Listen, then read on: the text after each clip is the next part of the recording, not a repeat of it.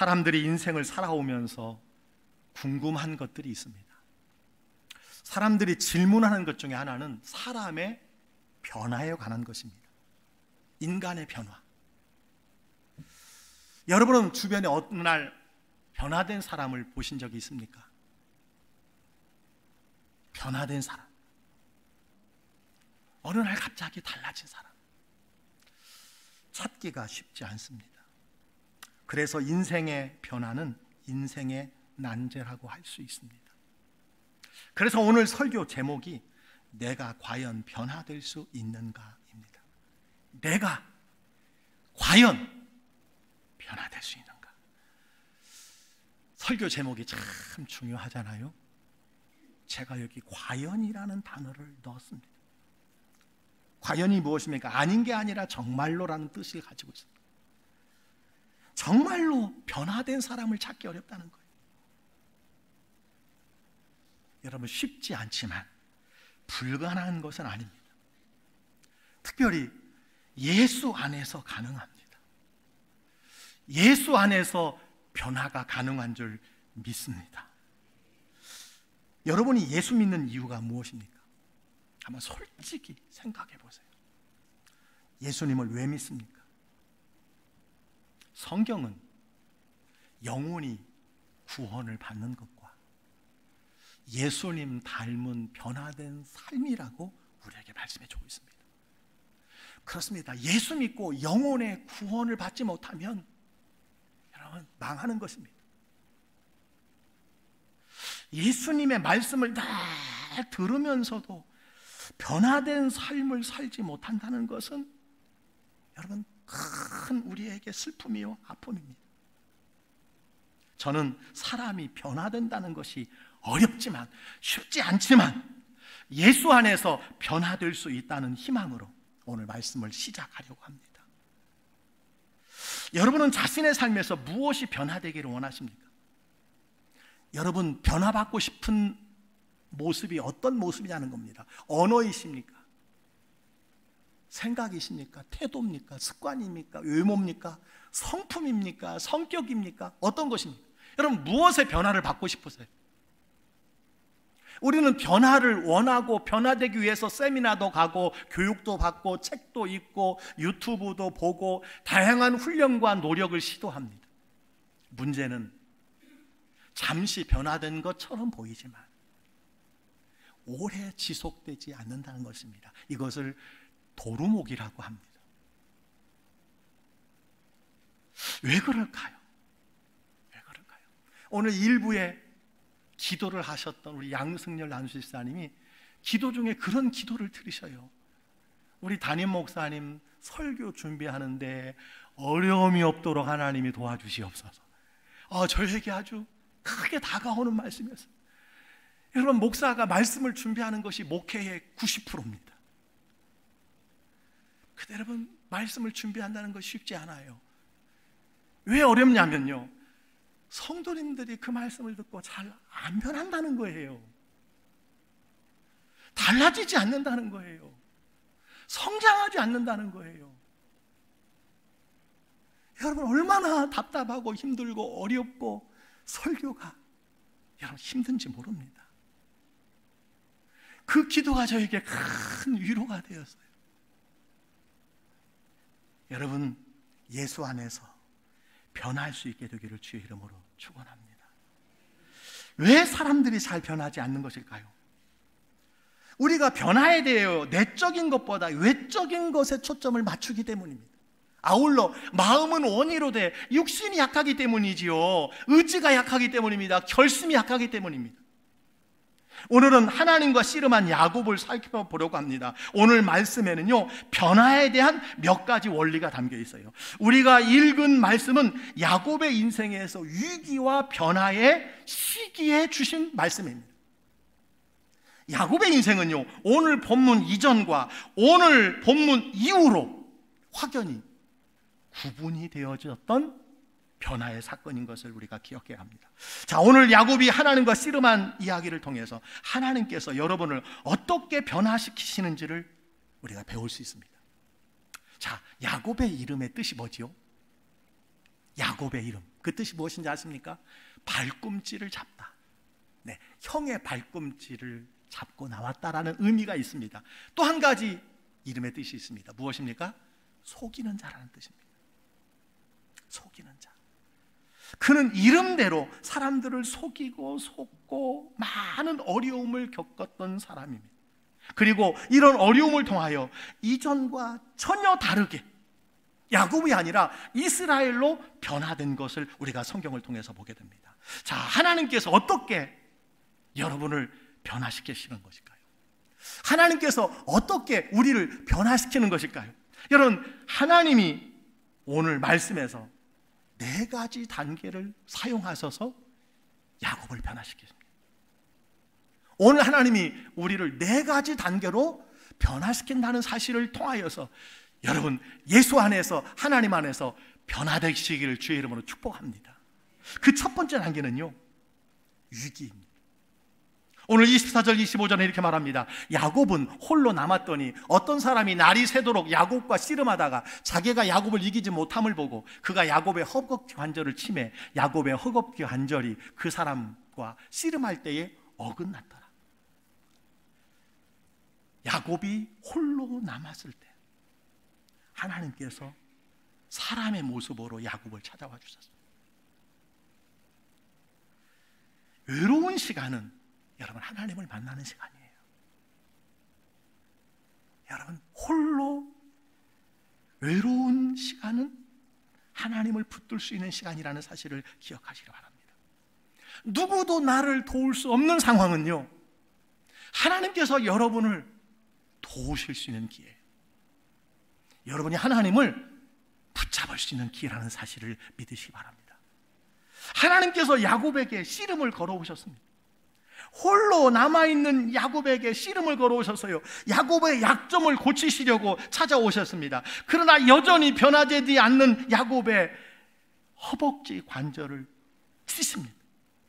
그리고 28절에 보니까 야곱아, 내가 하나님과 겨루어 이겼다고 말씀을 하셨습니다. 여러분은 이런 경험이 있습니까?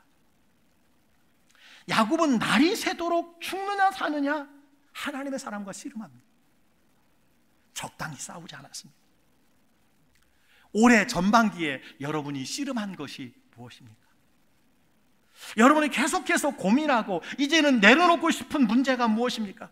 하나님께서는 여러분의 그 위기, 그 문제를 통해서 우리를 찾아와 주신다는 거예요. 그 문제를 통해서 일하신다는 것입니다.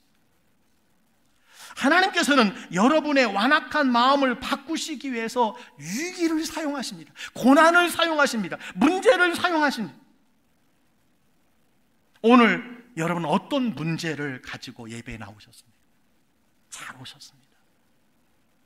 하나님께서 여러분을 변화시켜 주실 줄 믿습니다.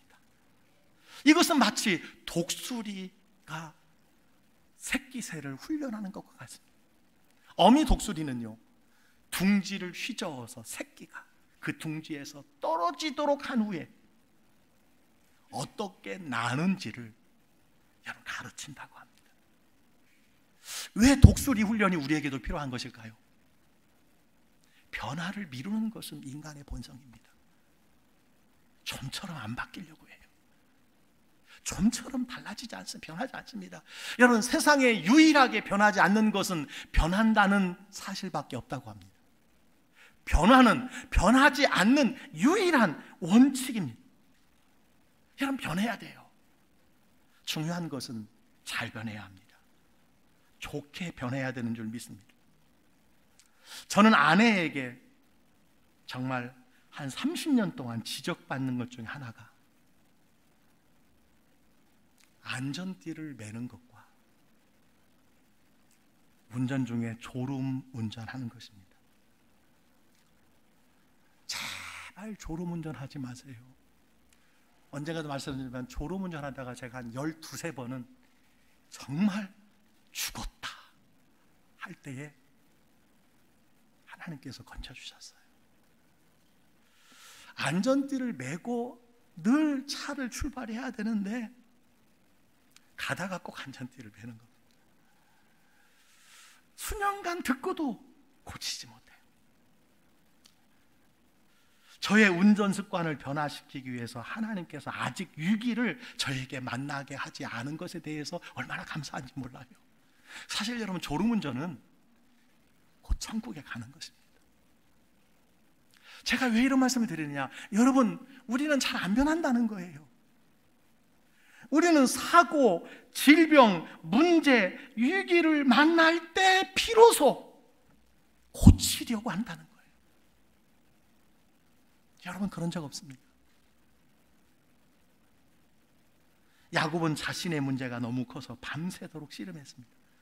하나님께서는 여러분의 삶에 크고 작은 위기, 문제, 고난을 허락하십니다. 하나님께서는 여러분을 그 모습 그대로 사랑하지만 그대로 내버려 두지 않으신다는 거예요. 만약 여러분에게 위기가 찾아온다면, 고난이 찾아온다면, 문제가 찾아온다면 하나님께서 여러분을 위해서 일하시는 시간이라는 사실을 기억하시기 바랍니다. 여러분을 변화시키시기를 원하신다는 사실을 믿으시기를 주의 이름으로 축원합니다. 두 번째로 하나님께서 변화시키는 단계가 있습니다. 의탁입니다. 맡기는 것. 오늘 26절에 이렇게 말합니다. 그가 이르되 날이 세려하니 나로 가게 하라. 야곱이 이르되 당신이 내게 축복하지 아니하면 가게 하지 아니하겠나이다. 야곱은 하나님을 밤새도록 붙들었습니다. 아니, 매달렸습니다. 하나님의 축복을 반드시 받아야 한다고 생각했습니다. 허벅지 관절이 어긋날 만큼 힘을 다했습니다. 그로 인하여 그는 약속을 받았습니다. 사실 하나님께서는 우리를 변화시키시기 위해서 문제를 사용하시지만, 위기를 사용하시지만 곧바로 문제를 해결해 주시지 않습니다. 기다리게 하십니다. 좋은 것은 항상 기다림을 통해서 주십니다. 기다려서 받는 것이 좋은 것입니다. 내가 사랑하는 자녀에게 항상 좋은 것은 여러분, 기다린 후에 주어야 합니다. 왜냐하면 그 문제가 우리에게 얼마나 큰 위기였는지 깨닫게 하시는 거예요. 우리가 일반적으로 사람들은요, 문제를 만나면 도망가고 떠나고 그만두기 때문에 하나님께서는 기다리게 하십니다. 하나님께서는 여러분이 전적으로 하나님을 의탁하는지 보시는 거예요. 그 문제와 그 위기 가운데서 하나님께 어떻게 맡겼는지를 보시는 것입니다. 그러나 사람들은 쉽게 포기하기 때문에 하나님께서 예비하신 것을 놓칠 때가 많이 있습니다. 시작은 잘하지만 기다리지 못하여 결과를 얻지 못할 때가 많이 있어요. 위기를 만나지만 잠시 달라질 뿐 변하지 못한다는 거예요. 변화된 삶을 살지 못한다는 것입니다. 여러분, 몇 년 동안 여러분이 헬스장, 피트니스에 등록하기를 몇 차례나 하셨습니까? 몇 차례나 하셨어요? 무엇을 말해줍니까? 시작은 잘하지만, 결심은 잘하지만 그것을 유지하지 못한다는 거예요. 사람들은 어려운 문제를 가지고 기도했으나 결과를 얻지 못했다는 말을 많이 합니다. 제가 성도님들에게 묻습니다. 어려운 문제를 가진 집사님들에게 묻습니다. 집사님, 그 문제로 기도하고 계시지요? 대답은 똑같습니다. 네, 기도했습니다. 얼마나 많이 기도하셨나요? 한 번입니다. 우리는 만약 하나님께서 그날 밤에 일하지 않으시면 금세 포기합니다. 먼저 문제를 통해 위기가 오고, 두 번째는 의탁입니다. 끝까지 주님을 붙드는 것이 중요합니다. 마지막까지 기다리는 것이 중요합니다. 마지막까지 맡기는 것이 중요합니다. 전적으로 맡기는 것이 중요합니다. 야곱은 하나님께서 축복하시기 전까지 절대 포기하지 않았습니다. 여러분이 변화를 원하시는 줄 믿습니다. 하나님도 여러분의 변화를 원하십니다. 그러나 맡겨야 됩니다. 의탁해야 돼요. 그리고 시간이 필요하다는 사실입니다. 여러분, 평생 습관이 어떻게 하루 사이에 달라지겠습니까? 사람이 하나님을 이기는 길이 있습니다. 무엇입니까? 하나님께 의탁하고 간절히 매달리는 것입니다. 야곱이 하나님께 의탁하고 하나님께 매달린 것을 보게 됩니다. 두 번째로 하나님은 어떻게 사람을 변화시킵니까? 자백입니다. 오늘 27절 이렇게 말합니다. 그 사람이 그에게 이르되 내 이름이 무엇이냐? 그가 이르되 야곱이니이다. 왜 하나님이 이름을 물으시는 것일까요? 하나님이 야곱의 이름을 몰라서 물으시는 것일까요? 아닙니다. 야곱이 자신이 스스로를 받아들이기 원하셨기 때문입니다. 여러분, 성경의 이름은 성품에 대한 묘사라고 할 수 있습니다. 너의 이름이 무엇이냐라고 물었을 때 야곱은 생각했습니다. 저는 속이는 자입니다. 저는 속이는 자입니다. 하나님, 저는 속이며 살았습니다. 여러분, 이것이 바로 야곱의 자백이었습니다. 야곱이 자신의 이름을 말할 때 그는 자신이 상처 준 사람을 생각했어요. 지금까지 자기가 속였던 사람을 생각했어요. 아버지와 형을 기억하였고 그의 이 성품 때문에 일어난 모든 죄를 생각하게 되었습니다. 회개하게 되었습니다. 여러분, 이것은 자신의 연약한 죄를 인정하는 행위였습니다. 만약 오늘 여러분이 자신의 연약한 성품으로 이름을 짓는다면 무엇이라고 지을 수 있습니까? 여러분이 늘 문제에 빠지고 어려움에 빠지고 넘어졌던 여러분 그 성품으로 이름을 짓는다면 무엇이라고 할 수 있겠습니까? 제 이름은 혈기입니다. 제 이름은 탐욕입니다. 제 이름은 음란입니다. 제 이름은 불신입니다. 제 이름은 염려입니다. 제 이름은 교만입니다. 여러분, 그렇게 말씀하시지 않겠습니까? 오늘 하나님께서 야곱아 내 이름이 무엇이냐라고 묻는 거예요. 여러분, 자백이 중요한 이유가 무엇일까요? 자신의 약함을 자백하기 전까지는 결코 변화될 수 없다는 사실이에요. 자신의 약함을 인정하기 전까지는, 자기의 죄를 인정하기 전까지는 결코 변화될 수 없다는 거예요. 많은 사람들이 자기가 하는 일이 죄인지도 모르고 다른 사람을 얼마나 힘들게 하는지 모르고 여러분 살아갈 때가 참 많이 있습니다. 여러분, 누구에게 자백해야 할까요? 먼저 자신이요, 그리고 하나님이요, 그리고 여러분의 인생에 영향을 주는 사람이라고 말할 수 있습니다. 여러분, 자신의 약함을 자백한다는 것은 쉬운 일이 아닙니다. 그러나 꼭 기억해야 합니다. 내가 자백하지 않을 때 하나님께서 결코 일하실 수 없다는 거예요. 여러분을 변화시킬 수 없다는 거예요. 여러분을 도와주실 수 없다는 사실을 꼭 기억하시길 바랍니다. 그래서 요한일서 1장 9절은 이렇게 말합니다. 만일 우리가 우리 죄를 자백하면 그는 미쁘시고 오로사 우리 죄를 사하시며 우리를 모든 불의에서 깨끗하게 하실 것이요. 여러분, 자백할 때에 우리 죄를 용서해 주시는 거예요. 모든 불의에서 깨끗하게 해주시는 거예요. 자백할 때만 가능한 겁니다. 여러분이 자신의 죄를 자백할 때예요. 자신의 약한 성품을 자백할 때입니다. 여러분이 변화되기 위해서는 다른 사람을 비난하고 자기를 변명하고 합리화시키는 것을 멈춰야 됩니다. 5월 중에 새 가족으로 등록하신 성도님께서 저에게 문자를 보내서 광주교회를 만나게 되어서 너무너무 감사하고 행복하다고 커피 2잔 기프티콘을 보내주셨습니다. 그리고 이런 문자를 그 다음 문자에 보내주셨어요. 목사님 늘 행복하세요. 아마 행복이라는 단어의 오타일 것이라고 생각해요. 지금도 그걸 안 고치셨으니까. 지금도 카톡 문자가 그대로 남아 있습니다. 저는 이 오타가 그 순간 주님의 음성으로 들렸어요. 제가 힘들고 어려운 상태에 있었는데 이 문자가 저에게 큰 위로가 되었어요. 아, 행복하려면 늘 주님께 항복해야 되겠구나. 아, 목회가 행복하려면 늘 주님께 항복해야 되겠구나. 여러분, 행복하기 원하십니까? 주님이 여러분 가운데 일하시기 원하십니까? 주님께 항복하시기를 바랍니다. 주님께 의탁하시고 주님께 여러분의 모든 것을 내려놓으실 수 있게 되기를 주의 이름으로 축원합니다.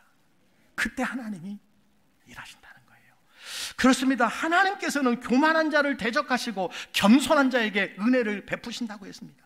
은혜는 변화의 가장 큰 힘입니다. 만약 여러분이 변화되기 원한다면 은혜가 필요하고, 은혜를 원한다면 겸손해야 돼요. 겸손하시기를 주의 이름으로 축원합니다. 모든 물은 낮은 곳으로 흐르는 것처럼 은혜는요, 겸손한 자가 받습니다. 은혜는 겸손한 자가 누리는 것입니다. 여러분, 교만은요, 그저 그것이 아니라 하나님이 대적하는 거예요. 하나님은 가장 싫어하는 사람이 교만한 사람입니다. 어떻게 겸손할 수 있습니까? 자신의 연약함을 인정하고 자백하는 거예요. 그리고 하나님께 항복하는 것인 줄 믿으시기 바랍니다. 여러분, 항복하세요. 네 번째 단계가 있습니다. 대면입니다. 오늘 30절 말씀 우리가 다 같이 한번 읽어볼까요? 그러므로 야곱이 그곳 이름을 브니엘이라 하였으나 그가 이르기를 내가 하나님과 대면하여 보았으나 내 생명이 보존되었다 함이더라. 아멘. 하나님께서는 야곱이 자신을 인정하고 의탁할 때 만나주셨고, 생명이 보존되었을 뿐만 아니라 야곱이 아니라 변화된 이스라엘로 살아가게 하셨습니다. 여러분, 야곱의 변화는 하나님과 대면하여 보았던 결과라는 사실을 성경으로 우리에게 말씀해 주고 있습니다. 우리가 하나님을 대면하는 것은요, 불가능합니다. 그죠? 그러나 가능한 길이 있습니다. 예수님을 나의 주인으로 모시는 것입니다. 아멘입니까? 예수님을 여러분의 주로 모시는 거예요. 누구로요? 주로. 종으로가 아니라, 가끔 급할 때 119 치듯이 부르는 종이 아니라, 심부름꾼이 아니라 예수님을 여러분의 주로 모시는 거예요. 이것을 영접이라고 합니다. 영접하는 자, 곧 그 이름을 믿는 자들에게는 하나님의 자녀가 되는 권세를 주신다고 하셨습니다. 여러분, 영접한다는 것이 무엇입니까? 예수님을 믿는 거예요. 마음으로 믿고 입으로 시인하는 거예요.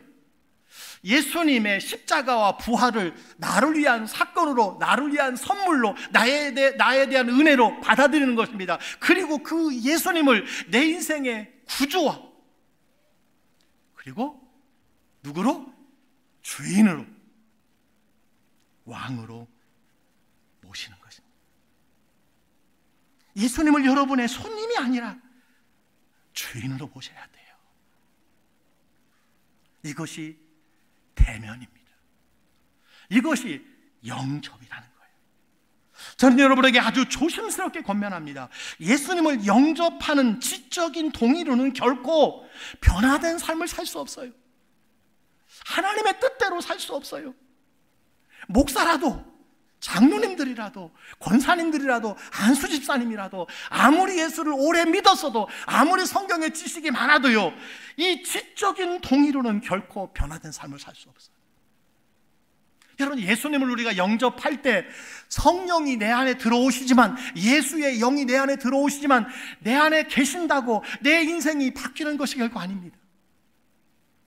예수님을 영접했지만, 그래서 믿고 세례를 받고 직분을 받았지만 여전히 자신이 주인 되어 살아간다면, 자기가 왕 되어 살아간다면 결코 하나님의 자녀가 되는 권세를 누릴 수 없다는 사실을 기억하시기 바랍니다. 예수님을 주인으로 영접해야 돼요.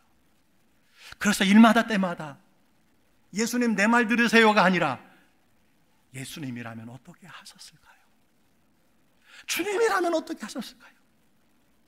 성령님 가르쳐 주세요. 성령님 깨닫게 해주세요. 성령님 도와주세요. 야곱은 하나님을 대면하여 보았습니다. 그래서 하나님과 씨름한 곳을 하나님의 얼굴이라는 뜻의 브니엘이라고 했습니다. 그리고 야곱에게 이스라엘이라는 새로운 이름을 여러분 주셨던 것을 보게 됩니다. 이스라엘이라는 단어에는 두 가지 뜻이 있습니다. 하나는 하나님과 더불어 이기었다는 것과 하나님의 왕자라는 뜻이 있어요. 하나님의 왕자. 야곱은 과거에 속이는 자가 아니라 하나님께서는 왕자라고 여러분 부르신 것입니다. 하나님께서는 야곱의 잠재력을 보셨고 그것을 알고 계셨습니다. 하나님은 속이는 자라는 이름의 뒤에 있는 왕자를 보셨습니다. 하나님은 야곱의 이름을 바꾸셨고 그는 변화된 사람이 되었습니다. 이스라엘 민족이 야곱의 이름을 따라 불려지게 되었어요. 얼마나 놀라운 일인지. 하나님은 여러분의 인생에 가장 좋은 일이 무엇인지 잘 알고 계십니다. 하나님 그 일을 행하시기 원하십니다.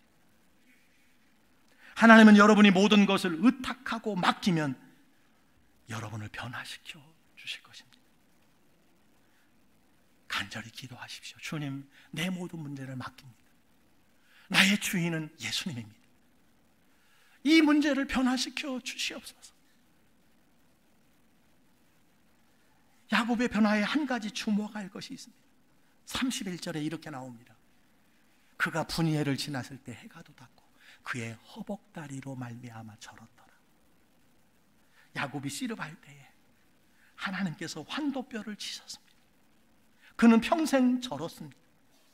왜 이렇게 하셨을까요?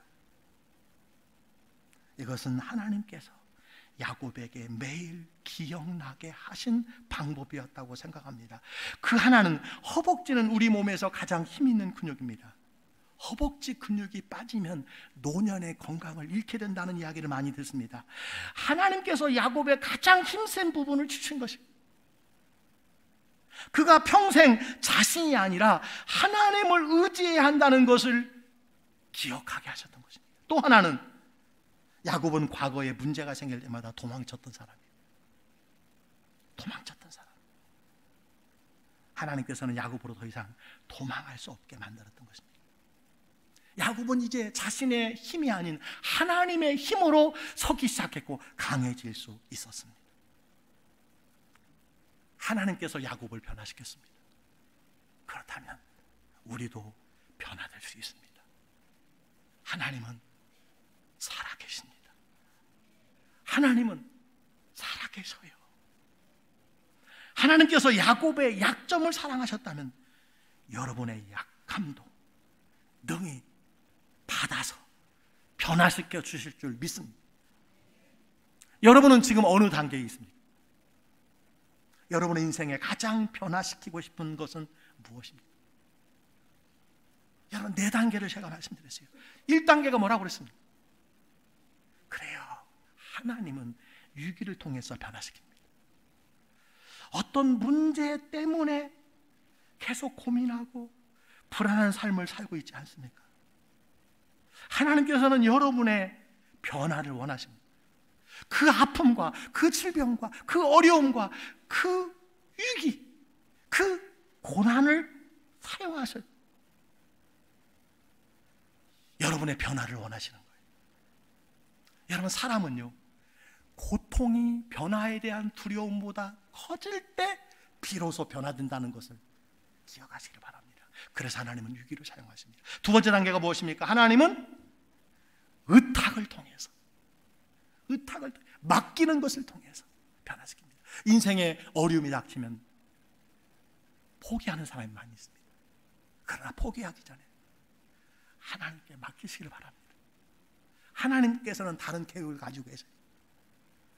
하나님께서 문제를 해결해 주시도록 전적으로 맡기시기를 주의 이름으로 축원합니다. 세 번째 단계가 무엇입니까? 하나님은 자백을 통해서 변화시킵니다. 여러분의 인생을 어렵게 만들어가는 약함이 무엇입니까? 숨기지 마세요. 직면해야 합니다. 이게 중요합니다. 알코올 중독자 모임이 있다고 합니다. 어느 도시에나. 그들이 항상 모여서 첫 인사가 나는 알코올 중독자입니다. 고백하는 것이라고 합니다. 우리가 변화되기 위해서는 숨기지 말고 직면해야 합니다. 하나님 저는 중독자입니다. 하나님 저는 속이는 자예요. 저는 늘 다른 사람을 낙심케 하는 자입니다. 저는 다른 사람을 깎아내리는 자요, 저는 늘 원망 불평하는 자입니다. 여러분, 이것을 고백해야 돼요. 여러분의 약함을 스스로 인정하기 전까지 여러분은 결코 변하지 않기 때문입니다. 하나님은 누구보다도 여러분을 잘 알고 계시며 여러분을 사랑하신다는 사실을 기억하시기 바랍니다. 여러분이 변화되기 위해서는 반드시 자백해야 돼요. 네 번째 단계가 무엇입니까? 저는 여러분들이 이 네 번째 단계까지 이르기를 원합니다. 무엇입니까? 하나님을 대면하는 것입니다. 자신의 약함을 인정하고 하나님을 대면해야 합니다. 예수님을 영접하는 것이라고 했습니다. 그냥 영접이 아닙니다. 문자적인 영접이 아닙니다. 감정적인 영접이 아닙니다. 예수님을 여러분의 삶의 왕으로 보시는 것입니다. 주인으로 인정하는 것입니다. 날마다 그분에게 묻고 그분을 따라가는 것입니다. 그리고 유혹의 욕심을 따라 썩어져가는 구습을 따른 옛사람을 버리는 것입니다. 사랑하는 성도 여러분, 인생에 많은 문제가 있습니다. 오늘 우리에게 주신 말씀을 통해서 인생의 난제, 인간의 변화에 대해서 잠시 생각해 보았습니다. 심리학에서는 사람이 4살까지 성격이 거의 다 형성된다고 합니다. 4살까지 성품이 다 형성된다는 거예요. 저는 인정합니다. 하지만 사람을 만드신 하나님께서는 그 형성된 성격을 바꾸실 수 있는 줄 믿습니다. 예수 안에 변화가 있는 줄 믿습니다. 평생 문제를 일으키는 것들 때문에 더 이상 고통받지 마시기를 바랍니다. 예수님이 말씀합니다. 내가 거듭나야 하겠다. 예수님이 오늘 이 시간에 여러분에게 말씀합니다. 내가 거듭나야 하겠다. 귀 있는 자는 성령이 교회에게 하신 말씀을 들을지어다. 내가 거듭나야 하겠다. 여러분, 거듭나야 합니다. 반드시 거듭나야 합니다. 새롭게 시작해야 합니다. 이것이 기독교입니다. 기독교는 변화된 삶입니다. 예수님이 여러분을 이곳으로 부르셨습니다. 여러분을 변화시키시 원하십니다. 여러분은 어느 단계에 있습니까? 자기가 어느 단계에 있는지를 점검하시고 4번째 단계까지 이르시기를 주의 이름으로 축원합니다. 축원합니다. 기도하겠습니다.